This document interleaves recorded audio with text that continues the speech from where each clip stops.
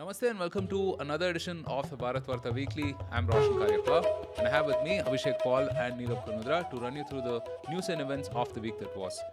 All right, let's get on with this week's episode. Prime Minister Narendra Modi inaugurated the Semicon India 2023 conference in Gandhinagar on Friday. He said that India is establishing an entire ecosystem for the semiconductor industry to grow in the country and announced that technology firms will be given 50% financial assistance for setting up semiconductor manufacturing facilities in the country. He further added that the semiconductor industry will witness exponential growth in India and that the country is becoming a grand conductor for investments in the semiconductor sector. Nirav, earlier the government had announced, I think it was $7 billion or something of that sort to set up semiconductor industry here, and then you're further seeing this 50% assistance as well. This is bound to spur the industry for sure. Yeah, yeah. So let's take a step back. So earlier in the PLI schemes, what the government has done is, uh, of whatever sales you do, like what the Foxconn for the iPhone assembly, etc., they are giving 4 to 6% for a period of 5 years. So whatever you manufacture, whatever sales is there, that is there. On top of it, it was giving some earlier subsidized land and giving fast track clearance if you set up a semiconductor plant. But what has happened is with this whole China plus one, the US has its own thing about the CHIPS Act, where they provide a lot more incentives. And TSMC is setting up, the leading semiconductor manufacturer, is setting up a plant in Arizona in the US. And earlier there was some talk about like Vedanta and Foxconn together setting up one semiconductor fab. But see, Vedanta is a metals and mining conglomerate, right? Maybe its core skill set here would be managing operations in India, maybe setting up a plant or constructing the plant, but not the technology, what goes inside, and maybe getting in government clearances. Foxconn also is a low end assembling iPhones. It's not at the heart of the chips.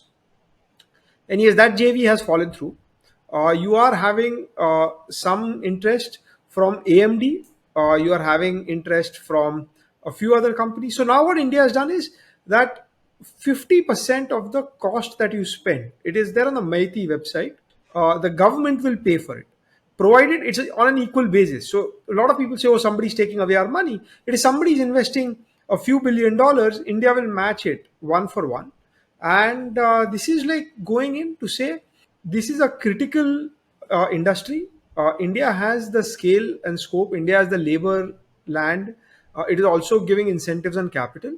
So for large semiconductor companies, it's a very cyclical business, and every decade or so we see fresh investments.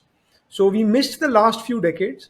There was a in the 60s, Fairchild Semiconductors from the US wanted to set up something in India, but our bureaucracy was too much, and we missed that out. Then we've seen Samsung and TSMC being at the complete cutting edge. But there is the other players like Intel, Qualcomm, AMD. All of those guys are also there, and there are a lot of the other semiconductors or the electronics which are used in, say, a little more cheaper consumer electronics, like in washing machines and fridge and LED displays. So India does not have a semiconductor industry. Right now, what we have is electronics is mostly assembly. The chips are all imported. Taiwan is the leader for what you would call logic chips, and Korea is a leader for memory chips. And China is catching up fast. US has a lot of design, but slowly, a lot of the manufacturing has gone out. And we saw during COVID when all supply chains were shut, it was so difficult. Even cars could not be manufactured because they were lacking certain chips. This is a critical business. Now, this is using industrial policy. And before people come in and criticize why should the government do this, the government had done that with Maruti Suzuki, if we all remember. That India did not have an auto industry. Indian cars up till then were fairly substandard. And we got the government to come in and put in half the money, and Suzuki, the Japanese conglomerate, set up. So we got the Maruti 800, the first car, and that led to huge auto component supplier network. That is why we have like Hyundai and a lot of other auto companies making those parts, and then Tata's, which are traditionally truck and bus manufacturers got into cars. Mahindra, which was agricultural equipment manufacturers, also got into cars, right? So we saw the whole auto industry develop. For a lot of people, they may not know, but like cars are not produced in every country. It's only like very advanced industrial nations which do make cars. So that is one industry that India has kind of kick-started and helped. So this can happen. Otherwise, it's a very East Asian policy. In Taiwan, the TSMC was also set up with the government help. So here, India has kept the doors open. It's kept a framework, but technology will come from outside. The good thing is there will be a lot of labor requirement right from you start construction. So there's a lot of construction workers, etc., involved. Then you get people in the assembly plants or the lower end shop floor workers, skilled workers who are at a little bit higher level and at the cutting edge of semiconductor design as well as like in operations of the factory running that. So in India, a lot of electronics engineers they all end up going into software. But now we'll actually see an electronics industry develop, and India's import of electronics is actually equal to India's import of oil. This is one area where we are importing a lot. There are naysayers who say that India should just focus on services, but we have one fairly large domestic demand. Two, the world wants to move away from China, who's like the leader in the what you would call the lower end semiconductors, the lower end electronics. So we want to try and get that business, as well as for country like Taiwan. While TSMC hasn't really put in things, it is like at very what do you call like a geopolitical juncture where it would be very risky for TSMC to have all its eggs in one basket in case of a war broke out between China and Taiwan. So they need to diversify. Similarly, with like Samsung and LG in South Korea. So we've laid out the framework for people to come in and invest. I think there are a lot of Indians in semiconductor design firms in Texas Instruments in India as well as in the US. That's just one which comes to mind, but there are many other such companies. And I think this is going to kickstart another industry. And I believe that India is like a huge, large country with a very large labor force.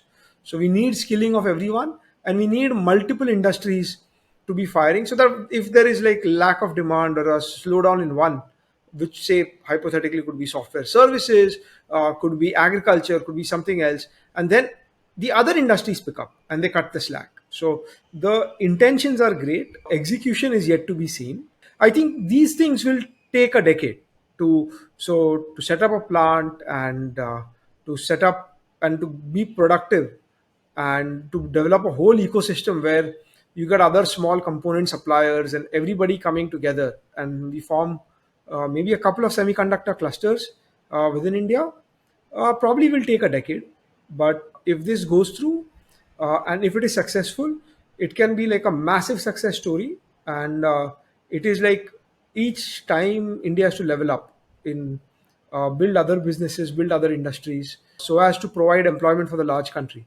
So absolutely, I think it's a very timely thing. It's more on the East Asian model where like the Japanese and the Koreans, the Taiwanese, the way they have kind of got industry set up, and hopefully India follows on the same path.